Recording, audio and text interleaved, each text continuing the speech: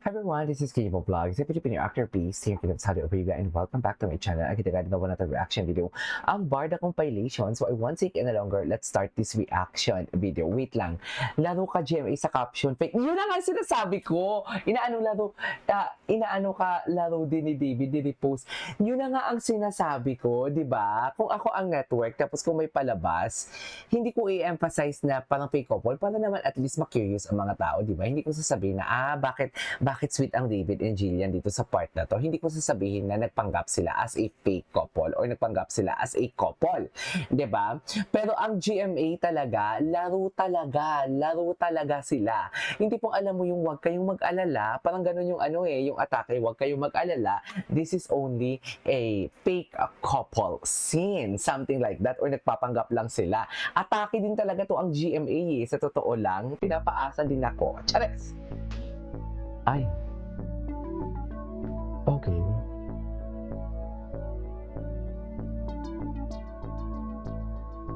Yes, gwapo ni David, oh. Oh, loko. Di ba? As a fake couple nga ni... Psst. Kaya pala mataas ang April 1 at 7.3 kasi akala ng mga Jillman na labas sa si Eman. Dami daw Jillhel at Jillman at Jillian bumaba o nag-aaway na kaya April 6 bumalik sa 6.7 lalo na pa may alibay, mataas pa din naman ang 6.7. Okay, pero steady ito dahil David at Plot na full factor kahit madaming Jillian Wards nalilito na daw ngayon. Nahati na din sila may iba-ibang Rahel, ayaw kay Eman, pero pag pumasok si Eman at tumaas ang Jimmy, tumataas ratings kasi malakas ang alibay ng Kim Pao. Malakas talaga sila. Malakas sila, ma'am. He cannot deny the fact.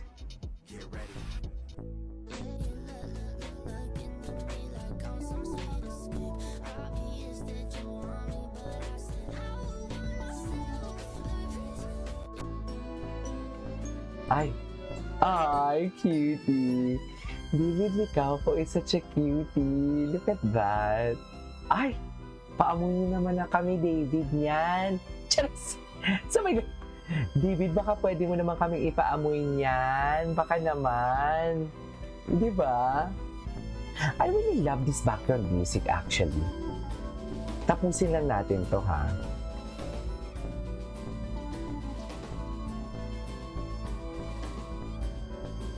Gwapo ni David.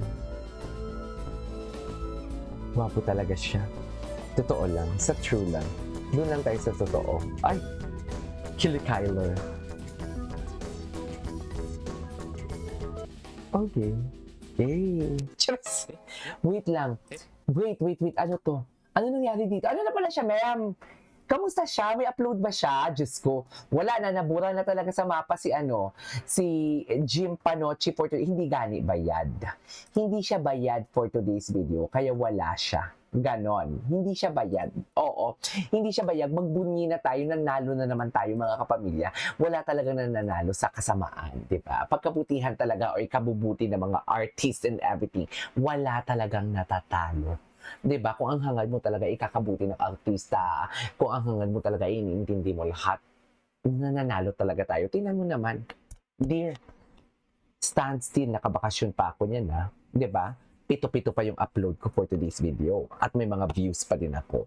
Kamusta naman si Jim? Sabihin naman na, alam ko, sabihin nila, KJ, yung views mo, 1,000 isang video. Hindi pag kinumbay mo, paano kung isang video lang i-upload ko? Ilan yon? O ito total mo ang 7 video. Sabihin natin, 1,000 isang video, o may 7,000 views ako per day. O, diba? Kaya hindi mo ako maasi-asi na bumababa ang views ko. Sa dami ng upload ko for today's video, ang YouTube nga nalilito na ko nung i-recommend. Kasi minsan pala, yung video ko pala, hindi lumalabas sa recommendation. Hindi na nag-notify sa dami ng sa dami ng upload ko. Sa totoo lang. Anyways, wait lang the tragedy and sorry fate of Panot. While Barda Defenders numbers increase rapidly thousands in a week, his growth rate for likes increased only by 600. That's an average of less than 100 liking his posts each day, and he had no new followers at all this week. It means no one likes you nor believe you na. That's a karma. Hate or lies don't sell. Sorry, not sorry. Magbago ka na. Mayam, kahit magbago ka na, mahihirapan siyang i-redeem ang self niya. Lalo na kung may mga bagong papalabas. Ayaw ka na lang magsalita. Pero ito na lang, what if may bagong palabas ang Barbie and David? Ano, lalabas na naman siya. Magbabarda, kuno-kuno na naman siya for today's video. Yan yung disadvantage. Yan yung disadvantage ng hindi makakapaghintay, ng toxic, ng naghahasik ng lagim.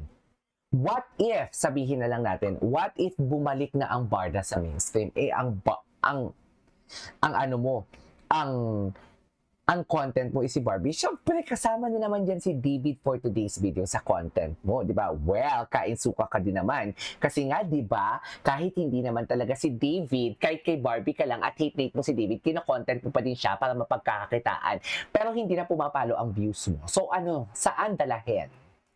'Di ba? Ngayon sa shorts ka bumabawi para ipakita mo yung portfolio mo na, oh please, kaya kong manira ng artista, bayaran mo ko, ito yung views ko. Hindi mo maipakita ang mga videos mo ngayon kasi alam mo pupulutin ka sa lusa. Tama? Walang kakagat ng portfolio mo. Tama? Ako kung kaya ko lang ibenta ang portfolio ko, ibebenta ko talaga, ba't hindi ako nababayaran? Nagva-vlog ako kung anong gusto kong i-vlog. Kahit malakas ang views at hindi ko siya gustong i-vlog, hindi ko siya bina-vlog for today's video. 'Di ba? I don't need to sell my, what do you call this? My portfolio dito sa YouTube.